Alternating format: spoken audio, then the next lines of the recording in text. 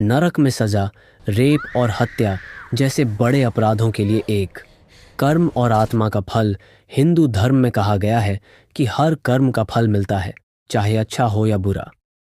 अगर कोई किसी मासूम को नुकसान पहुंचाता है, जैसे लड़की का रेप और हत्या, तो यह सबसे भयंकर पाप माना जाता है।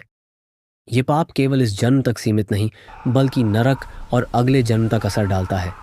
2. नरक में सजा के प्रकार। पुराणों में कई तरह के नरक बताए गए हैं और प्रत्येक पाप के अनुसार वहां अलग अलग यंत्र और यातनाएं हैं। रेप और हत्या जैसे अपराधों के लिए आमतौर पर कहा गया है रौद्रमय यंत्र। यह यंत्र अत्यधिक गर्म और जलते हुए आग वाले क्षेत्र में होता है। अपराधी की आत्मा को बार बार जलाया और फंसाया जाता है। कलिंगा यंत्र। यहाँ अपराधी को भयंकर जंजीरों और कंटों में बांधकर पीड़ा दी जाती है। ये सजा मानसिक और शारीरिक दोनों होती है। अग्निपाताल नरक में कई स्तर होते हैं। रेप और हत्या जैसे पापियों को तीव्र आग और धुएं वाले कोठों में डाला जाता है, जिससे आत्मा को अपने कर्मों का दर्द महसूस हो। चूर्ण यंत्र। पापी को बार बार कांटों, पत्थरों और तीखे यंत्रों से कुचला जाता है ताकि वह अपने कृत्य का प्रतिफल भुगते। अमानुषिक यातना। कुछ पुराणों में कहा गया है कि आत्मा को सभी प्रिय चीजों से वंचित कर दिया जाता है। उसे प्यार, सम्मान और शांति का अनुभव नहीं होता।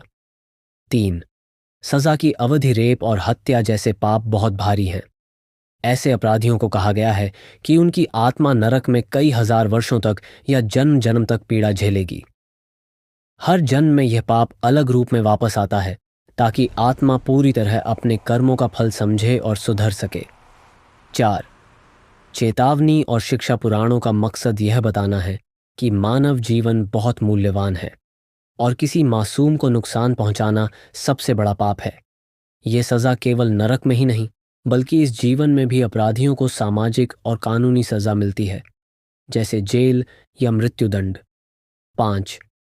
आत्मा की शुद्धि। पुराणों में कहा गया है कि नरक में सजा का उद्देश्य केवल दुख देना नहीं, बल्कि आत्मा को सुधारना और अगले जीवन के लिए शुद्ध करना है। अगर अपराधी मृत्यु के बाद नरक में जाता है, तो वहां की यातनाएं उसकी आत्मा को उसके पापों का एहसास कराती हैं। 6. निष्कर्ष। रेप और हत्या जैसे अपराधों का फल बहुत ही भयंकर और दीर्घकालिक होता है।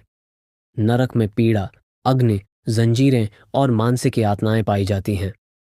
ये पूरी प्रक्रिया इस बात की चेतावनी देती है कि किसी के साथ अन्याय और हिंसा करना सबसे बड़ा पाप है और इससे बचना चाहिए। अगर आप लोगों को यह कथा सच लगा और इस कथा से कुछ शिख मिला है, तो इस चैनल को लाइक, सब्सक्राइब करके जाना, क्योंकि इस चैनल में असाही सीख मिलेगा